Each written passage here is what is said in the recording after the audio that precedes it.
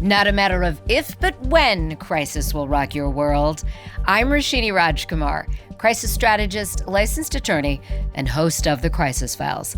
In each case file, we try to reduce ignorance. You might call him one of the first influencers. Before the world even knew that term, Rob Gorski was blogging about parenting his 3 autistic sons. He went on to found the Autism Dad and the Autism Dad podcast. Rob is here for the case file I call Spectrums of Possibility. Rob, your own family story grew into one of the longest running autism parenting platforms online. We want to get into your advice, but first, let's cover some definitions about autism spectrum in general and those levels of autism. Yeah, sure. So it's actually very confusing, even for people in the community like myself, because when my kids were diagnosed, it didn't exist. So there's level 1, there's level 2, and level 3. And level 1 is considered requiring support. That's the definition. Level 2 is requiring substantial support. That's the definition.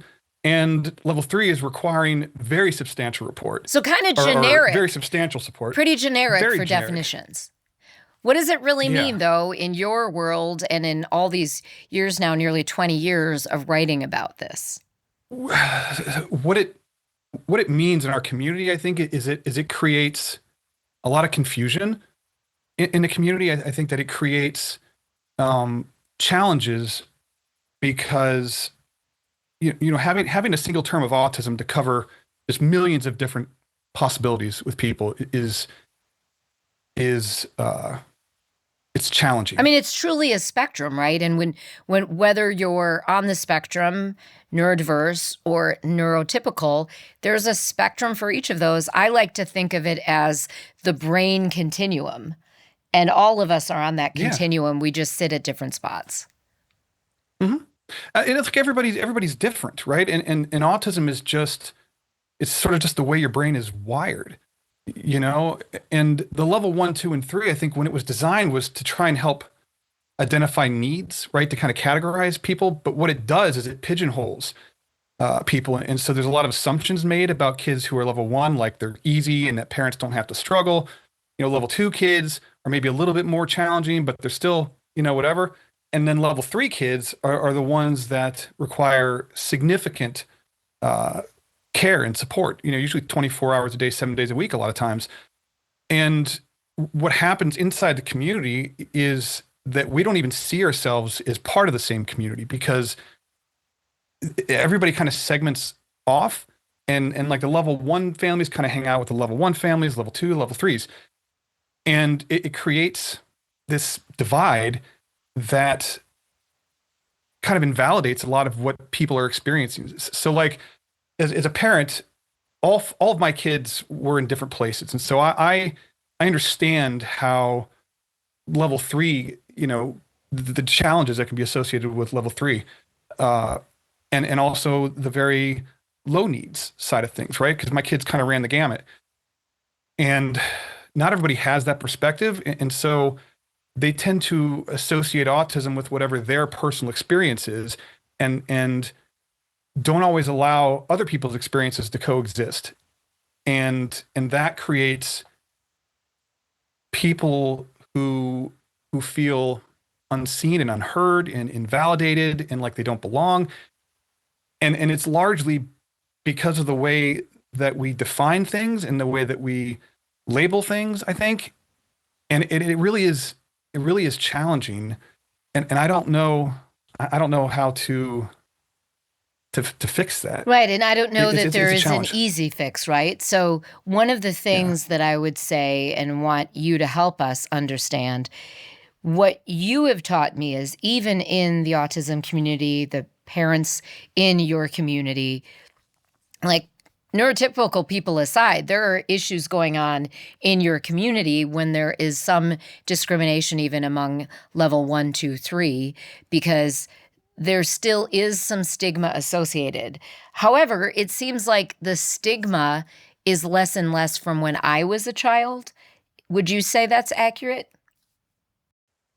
Yeah, I think that we've come a long way, and I'm like 26 years into this now. My oldest is 26, and there's much more understanding, at least like conceptually, as to what like autism is, which is helpful.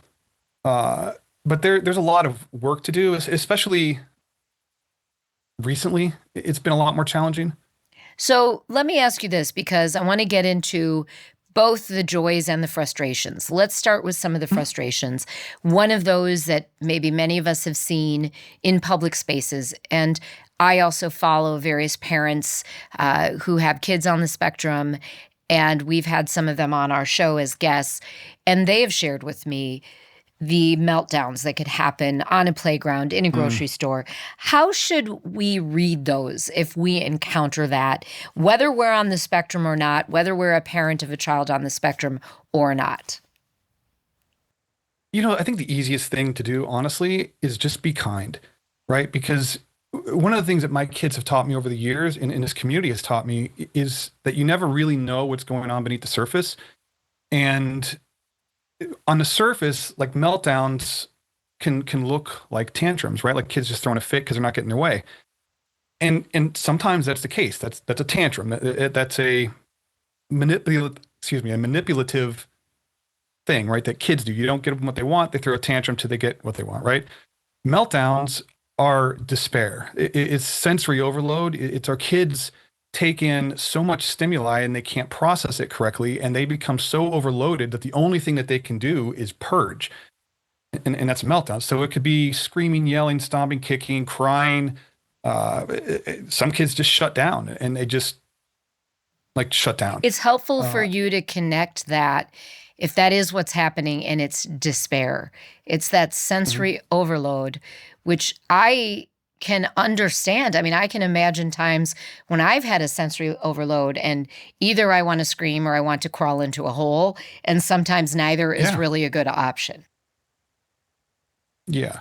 So, there's I can remember with my kids, there were times, and it always seems like it's at the grocery store, uh, where something would happen in the store, and one of my kids would end up having a meltdown, and like your human instinct as a parent is to want to protect them, right? You want to get them out of sight of people so they're not being judged or people making nasty comments or whatever, because it just kind of escalates things.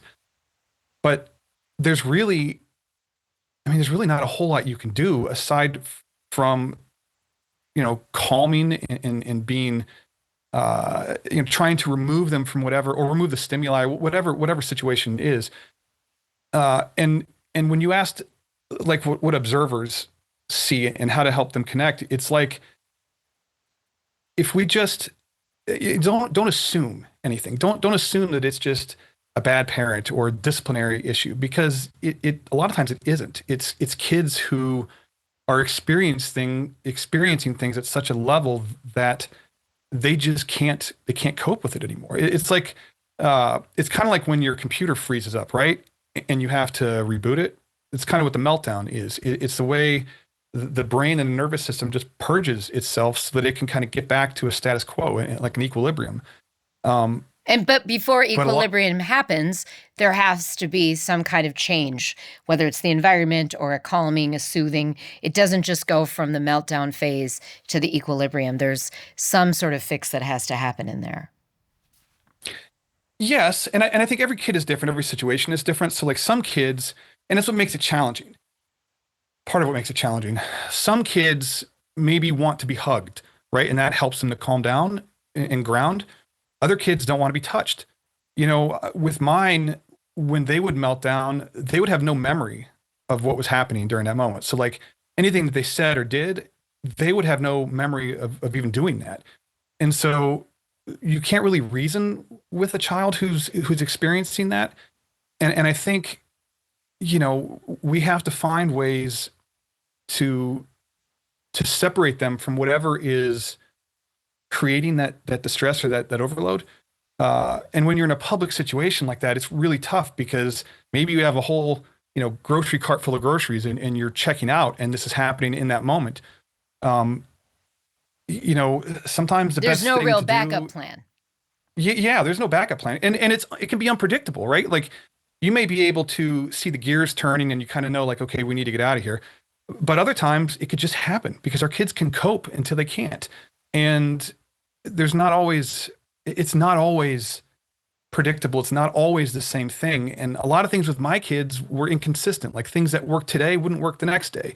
And so I think a lot of times when parents find themselves in these situations, things that they have tried in the past might not be working.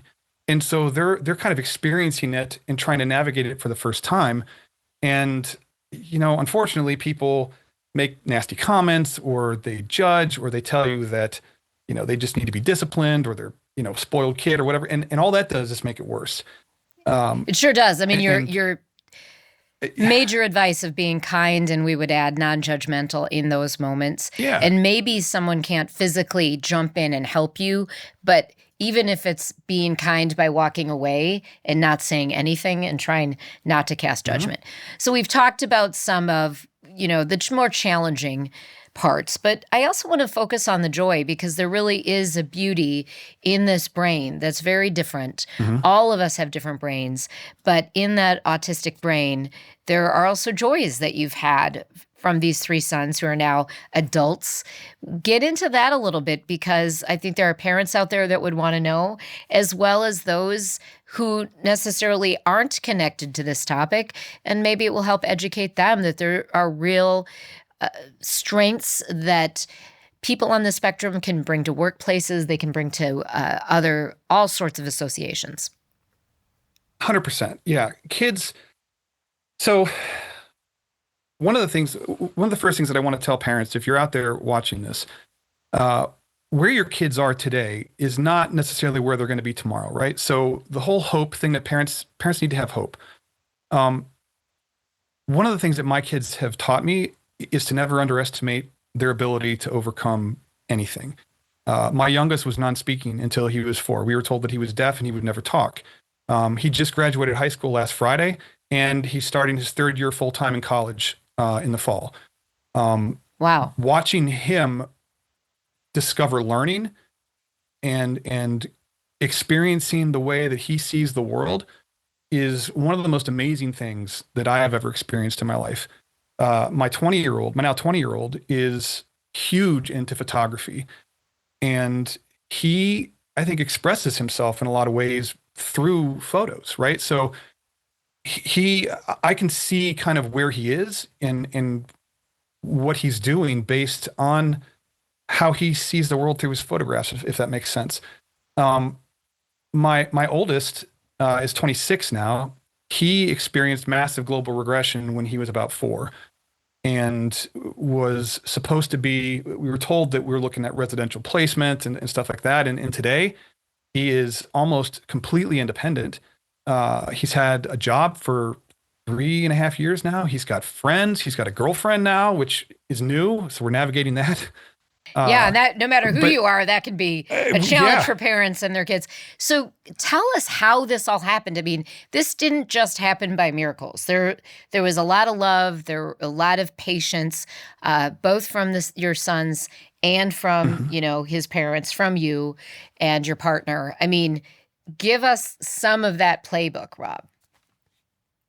I guess the biggest thing is meeting them where they're at. Trying to force them to be somewhere they're not is difficult for them, right? I think a lot of patience, structure, routine, understanding, all the things that parents inherently do. But I think sometimes we have to do it at a more like a higher level, I guess, if that makes sense. Yeah, I mean, it totally makes sense. Yeah, so it's I mean it's just like I don't think there's anything special about me that makes me able to do this and someone else can't. I think A, it's all that I know, and B, I listen and I learn, and one of the bigger things too is a parent, like you got to be kind to yourself, because a lot of times we assign blame to ourselves when our kids struggle, and it's not always the case. Our kids are going to struggle because it's part of what goes along with autism. And it's our job to not be perfect parents. It's to be present and kind again and supportive, meet them where they are, provide them with whatever services and supports that they need that you can provide. And, always have faith that they're going to be able to overcome some of these challenges in time. It doesn't mean that life will be without challenge or that there's never going to be meltdowns or whatever, but our kids, they will always make progress. Um, and sometimes it's not big steps, sometimes it's baby steps, and sometimes you have to look behind you in order to see how far you've actually come. But it really is, I would not be who I am today if it weren't for my kids. And you talk And about the concept of fierce love. And I think any parent can probably understand that, but in your case, it's a real thing.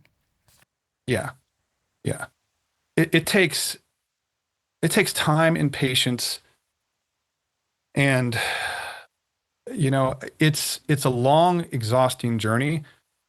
And there's been times that I wish I could have gotten off the ride, right? Because I'm just human and I'm overwhelmed and I'm tired and I still am. I'm burnt out and been doing this a long time, but I wouldn't have traded anything for this. My kids are the most amazing human beings that I've ever known. They're better than me in every way.